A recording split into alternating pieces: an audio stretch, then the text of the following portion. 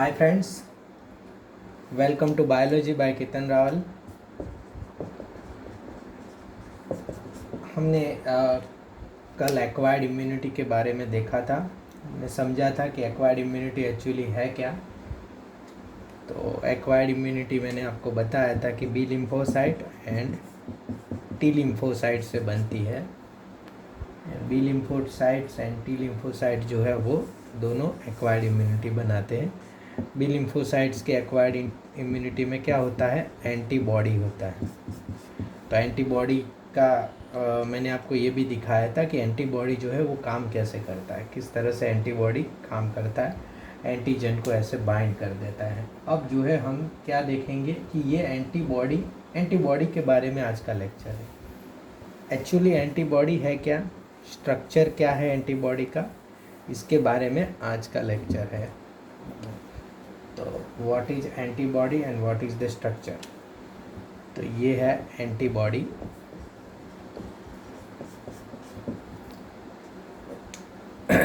अब देखो एंटीबॉडी क्या किससे बनती है, प्रोटीन से बनती है। एंटीबॉडी किससे बनती है, प्रोटीन से बनती है।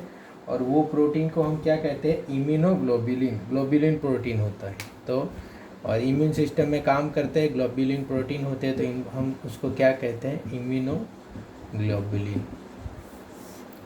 बराबर। तो एंटीबॉडी को हम क्या कहते हैं, इम्यूनोग्लोबुलिन। अब इन्होंने कहा है कि भाई इम्यूनोग्लोबुलिन जो है ऐसी बॉडी बनाते हैं रिस्पॉन्स में जो फॉरेन बॉडी को पहचान पाए। तो सारी एंटीबॉडीज, ऑल एंटीबॉडीज जो है वो क्या है, immunoglobulin. But all immunoglobulin are not antibodies. हो सकता है कहीं और काम में भी ये लोग लगे हो।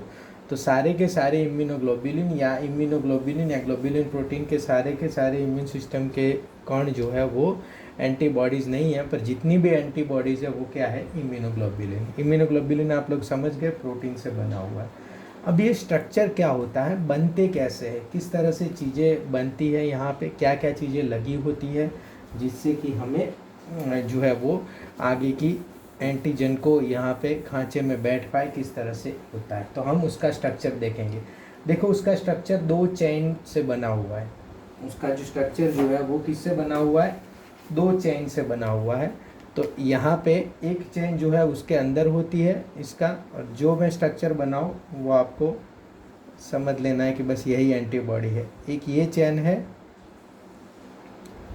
बराबर, और एक जो है वो ये दूसरी चेन जो है वो उस दूसरी में एक और ड्रॉ कर देता हूँ।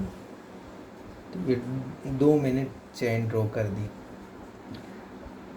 अब ये जो है, अब ये चेन बनी किससे होगी, ऑब्वियसली एमिनो एसिड से बनी हुई, क्योंकि प्रोटीन का पूरा स्ट्रक्चर है। तो ये हो गई हैवी चेन, ये हो गई, क्या हो गई, हैवी चेन। अब मैं दूसरी एक चेन ड्रॉ कर देता हूँ, और ये क्या हो गई, ये है लाइट चेन। क्लियर हुआ, ये हो गई हैवी चेन और ये हो गई लाइट चेन। पर देखो आपको हैवी चेन या लाइट चेन दोनों में से कहीं भी आपको कहाँ एंटीजन फिट होगा ऐसा कोई एरिया नहीं दिख रहा, बराबर, क्योंकि ये जो है वो क्या है, कॉन्टिन्यूस रीजन है। क्या है, कॉन्टिन्यूस रीजन है। तो यहाँ पे कहीं भी दिख नहीं रहा हो कि एंटीबॉडी कहाँ फिट होगी। अब एंटीबॉडी फिट होने के लिए हमारे पास 2 और रीजन हम लगाएंगे इसके ऊपर, जो हो गए वेरिएबल रीजन, क्योंकि लॉक एंड की कंसेप्ट से हमें चलना पड़ेगा। देखो एंटीजन की है तो यहाँ लॉक तो बनाना होगा ना कि जहाँ ये की फिट हो पाए। तो ऐसे 2 इसके ऊपर जो है वो 2 मैं ड्रॉ कर देता हूँ, वो क्या है, वेरिएबल रीजन है। इसके ऊपर ऐसे ये जो मैंने 2 ड्रॉ कर दिया, और इसके अंदर ऐसे दोनों खांच है, समझ में आया। तो ये दोनों मैंने दूसरा भी यहाँ पे 2 ड्रॉ कर दिया, और इसके अंदर भी क्या है, ऐसे खांचे हैं। सेम टू सेम यहाँ पे मैंने ये ड्रॉ कर दिया, और इसके अंदर क्या है, इसके अंदर ऐसे खांचे हैं। और यहाँ पे जो है इसके अंदर जो है वो खांचे हैं, ये वाला मैंने ड्रॉ कर दिया। तो समझ में आ गया कि तो देखो आपको कहाँ तक समझ में आया कि दो हैवी चेन है तो H2 हो गया, दो लाइट चेन है तो L2 हो गया, बराबर। यहाँ heavy chain and light chain में भी दो चीज़ें हैं, एक जो है वो कॉन्टीन्यूस रीजन है जहाँ पे कॉन्टीन्यूस वही चीज़ चलती रहती है, तो ये कॉन्टीन्यूस रीजन है, और एक जो है वो क्या है, वेरिएबल रीजन, बराबर। स्ट्रक्चर आपको जो है वो थोड़ा थोड़ा मैं क्लियर करवा रहा हूँ। अब देखो सारे के सारे लोग जो है वो जुड़े हुए हैं आपस में, ये चैन भी किसी से जुड़ी हुई है, तो ये जुड़ी किससे हुई है, ये जुड़ी हुई है सल्फाइड से, तो ये किससे जुड़ी हुई है, डाई सल्फाइड बॉन्ड से। हैवी चैन भी और लाइट चैन भी, वेरिएबल कंटिन्यूस भी, सब जो है एक दूसरे से किससे जुड़े हुए, डाई सल्फाइड बॉन्ड से यहाँ पे जुड़े हुए। तो एस बॉन्ड जो है वो यहाँ पे जुड़ा हुआ है सबके साथ। दो हैवी चैन जो है वो एस बॉन्ड से जुड़ी हुई है डाई सल्फाइड बॉन्ड से। हैवी चैन के अंदर के पार्ट भी जो है उसमें यहाँ पे भी सल्फ़र के बॉन्ड जो है वो यहाँ पे भी जुड़े हुए हैं, यहाँ पे भी सल्फ़र के बॉन्ड जुड़े हुए, और heavy chain and light chain भी किससे जुड़ी हुई है, वो डाई सल्फाइड बॉन्ड से जुड़ी हुई है। क्लियर हुआ, heavy chain and light chain भी डाई सल्फाइड बॉन्ड से जुड़ी हुई है। तो ये आप हमने डाई सल्फाइड बॉन्ड से जुड़ी हुई heavy chain and light chain दोनों कर दी। अब जो है हमारे पास क्लियर स्ट्रक्चर हो गया है। अब देखो यहाँ पे जो heavy chain and light chain जो है ये पूरा एंटीबॉडी का स्ट्रक्चर हुआ, और कौन से एंटीबॉडी का स्ट्रक्चर है वो भी याद रखना, IgG का है, IgG का स्ट्रक्चर है, क्योंकि वो 80% पाई जाती है, तो IgG के स्ट्रक्चर को हमने स्ट्रक्चर की ओर से पढ़ा है कि IgG का स्ट्रक्चर। अब देखो यहाँ पे जो हमारी एंटीबॉडीज़ है सबसे पहले मिलती कहाँ है, बराबर, लोकेशन क्या है एंटीबॉडीज़ का, तो एंटीबॉडीज़ या तो बी सेल पे पाई जाएगी लिम्फोसाइट पे, या तो कहाँ पाई जाएगी, यहाँ पे ब्लड सर्कुलेशन में प्लाज्मा में पाई जाएगी, बराबर। दो हैवी चैन है उसके एंड दो लाइट चैन है, इससे एंटीबॉडी बनी है। कांस्टेंट रीजन है, ये वेरिएबल रीजन है, ये हो गया। डाइसल्फाइड बॉन्ड हैवी चैन से लाइट चैन को जोड़ेंगे एंड दो हैवी चैन को भी डाइसल्फाइड बॉन्ड ही जोड़ेंगे। अब देखो यहाँ पे दो हैवी चैन को जोड़ने गए ना डाइसल्फाइड बॉन्ड, तो बहुत ज़्यादा लंबी हैवी चैन थी, तो ये क्या हुआ, ऐसे ऐसे हो गया, ये वाई हो गया ना, तो इसीलिए ये रीजन को क्या कहेंगे, हिंज रीजन, बराबर है, हिंज रीजन। हिंज रीजन वहाँ होता है जहाँ यहाँ से इसको फ्री कर दे। हिंज रीजन क्या करता है, फ्री कर देता है। जब हम डोर पे हिंज लगाते हैं तो डोर क्या हो जाता है, फिर फ्री हो जाए, घूमता है, तो यहाँ पे ये वाई कर देती है ना, तो ये वाला जो रीजन है उसको क्या कहेंगे, हिंज रीजन कहेंगे। अब देखो दूसरी बात है फ्रैगमेंट एंटीजन बाइंडिंग। ये दो फ्रैगमेंट है, यहाँ पे एंटीजन बाइंड हो सकते हैं, तो इसको क्या कहेंगे हम, फ्रैगमेंट एंटीजन बाइंडिंग, बराबर। ये क्या है, फ्रैगमेंट एंटीजन बाइंडिंग है। दोनों फ्रैगमेंट जो है वो इस तरह से, जैसे कि ये वाला एरिया है यहाँ पे एंड यहाँ पे, ये हो गया। ये वाला एरिया है इसमें भी यहाँ पे एंड यहाँ पे, ये जो है फ्रैगमेंट एंटीजन बाइंडिंग है। अब जब एंटीजन आएगा तो इसका जो स्ट्रक्चर होगा वो ऐसे यहाँ पे फिट हो जाएगा, ये एंड ये, तो ये क्या हो गया हमारा एंटीजन। तो एंटीजन आएगा तो यहाँ पे ऐसे स्ट्रक्चर फिट हो जाएगा, तो एंटीजन का स्ट्रक्चर यहाँ पे फिट हो गया, तो एंटीजन यहाँ पे फिट हो जाएगा, फिर ये एंटीजन को पहचानेगा, पूरा शुरू हो जाएगा कि एंटीजन क्या लेके आया क्या नहीं लेके आया। तो ये है एंटीबॉडी का स्ट्रक्चर। क्लियर हो गया आपको कि कौन से वेरिएबल रीजन है, ये है वेरिएबल, ये है कॉन्टीन्यूस, बराबर, ये है हैवी चैन, ये है लाइट चैन, बराबर, ये है डाइसल्फाइड बॉन्ड, सारे के सारे डाइसल्फाइड बॉन्ड जो है वो यहाँ पे जुड़े हैं। आपको क्लियर हो गया। अब देखो कितने टाइप की एंटीबॉडी है। कल वैसे हमने लास्ट में लेक्चर में मैंने बताया था कि ये थी, पर एक आधी IgD शायद कल हमने नहीं लिखी थी, वो ज़्यादा है। कितने टाइप की एंटीबॉडी है, कौन कौन सी एंटीबॉडी है, तो 5 टाइप्स की एंटीबॉडी है। सारी की सारी आपके कोई पढ़ने में अभी नहीं आएगी, पर सारे चैप्टरों में मिल के आ जाएगी। सबसे पहले IG का मतलब आपको पता है इम्यूनोग्लोबुलिन, और ये सब चीज़ों का मतलब आपको लेके आना है। ए का क्या मतलब हुआ, तो IgD का मतलब क्या हुआ 3, IgE का मतलब क्या हुआ फॉर आई जी, जी का मतलब क्या हुआ, 5 आई जी एम, इसका एम का मतलब क्या हुआ। इतने 5 टाइप्स की। अब 5 टाइप्स में आपको सबसे मतलब बहुत ज़्यादा डिटेल इसकी याद नहीं रखनी है, पर बहुत इंपॉर्टेंट डिटेल्स है। देखो ये स्मॉल है एंड ये कैपिटल है, याद रखना जब भी आप एंटीबॉडी अपने बोर्ड के पेपर में लिखो या कुछ भी लिखो तो मेक श्योर ये स्मॉल है दोनों एंड ये कैपिटल है, बराबर। अब इसके बारे में जो आपको मेन जानकारी है वो चीज़ें याद रखनी है कि मेन इसकी जानकारी क्या है कि आईजीजी, ये आपका क्लियर हो गया।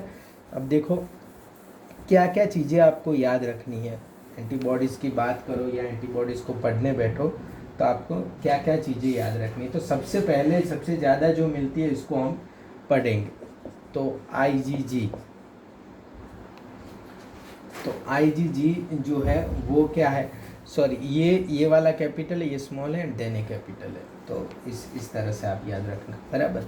तो आईजीजी, तो आईजीजी मोस्ट एबुडेंट है, बहुत ज़्यादा मिलती है, 80% जो है हमें आईजीजी मिलती है। और ये सबसे क्या है, स्मॉलेस्ट आईजी है, स्मॉलेस्ट आईजी है। पर इसके लिए सबसे बड़ी बात आपको याद रखनी है वो ये है कि वो प्लेसेंटा बैरियर पार करती है। क्या पार करती है, प्लेसेंटा बैरियर क्रॉस करती है, क्रॉस करती है। अब प्लेसेंटा बैरियर होता क्या है, मदर एंड बच्चे के बीच जो है वो ऐसे बैरियर होता है, आप चैप्टर 3 में पढ़ोगे, मदर एंड बच्चे के बीच बैरियर होता है, इसको हम क्या कहें, कहते हैं प्लेसेंटा बैरियर, जहाँ से न्यूट्रिशन वगैरह बच्चे को मिलते हैं। तो और सारी एंटीबॉडी वहाँ नहीं जा पाती, पर आईजीजी प्लेसेंटा बैरियर में जाती है।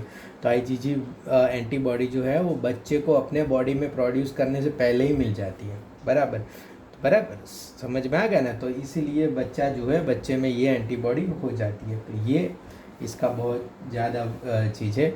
यहाँ पे आपको याद होगा 80% होती है, सबसे ज़्यादा होती है, स्मॉलेस्ट होती है, देखो सबसे ज़्यादा होती है एंड स्मॉलेस्ट होती है, बराबर।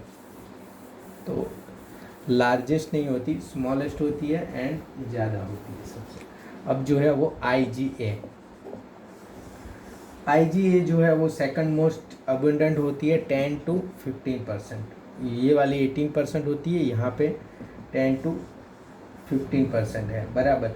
वो स्वीट में या टीयर्स में, सलाइवा में, म्यूकस में, इस सब चीज़ों का यहाँ पे होता है। और ये आईजीए, फिर से आईजीए का 10-15%। आईजीए के लिए सबसे इम्पोर्टेंट बात क्या है कि मदर के सिक्रेशंस में होती है। कहाँ होती है, ये आईजीए की बात आपको आए तो आपको याद रखना है कहाँ होती है, सिक्रेशंस में होती है। तो मदर का जो फर्स्ट मिल्क होता है ना, first milk secretion, first milk secretion, वो बच्चे के लिए वो वैक्सीन ही होता है एक, फर्स्ट मिल्क सिक्रेशन। इसको कहते हैं कोलोस्ट्रम, कोलोस्ट्रम, इसको कोलोस्ट्रम कहते हैं, बराबर याद रखना, इट इज़ वेरी इंपॉर्टेंट, बराबर। कोलोस्ट्रम होता है मदर का फर्स्ट मिल्क सिक्रेशन। इसमें क्या होता है, आईजीए एंटीबॉडीज़ होती है जो बच्चे को मिलती है। तो देखो आईजीजी तो अंदर ही मिल गई एंड आईजीए मदर की जो एंटीबॉडी है वो बच्चे को बाहर आके मिलती है। तो वहाँ पे कौन सी एंटीबॉडी है, आईजीए। तो आपको याद ये रखना है, फर्स्ट मिल्क सिक्रेशन, कोलोस्ट्रॉम, ये पूछेंगे, बराबर, पूछ चुके हैं अच्छी तरह से, बराबर। आईजीडी, अब देखो आईजीडी में इतना कोई ख़ास चीज़ें नहीं है, वो बीटा सेल्स के एंटीजन के ऊपर होती है। मतलब आईजीडी एंटीबॉडीज है वो 0.2% पाई जाती है एंड देन वो कहाँ होती है, surface of beta cell, surface of beta cells पे वो पाई जाती है एंटीजन का रिकॉग्निशन करने। तो इसमें कोई इतना खास बात ऐसा है नहीं कि जो आपको याद रखें। देन जो है वो आपको कौन सी एंटीबॉडी याद रखनी है, आईजीई, कौन सी है, आईजीई। आईजीई तो 0.1% ही है, पर इसमें बहुत अच्छी सी चीज़ें मास्ट सेल वगैरह के ऊपर होगी। तो अच्छी चीज़ें क्या है कि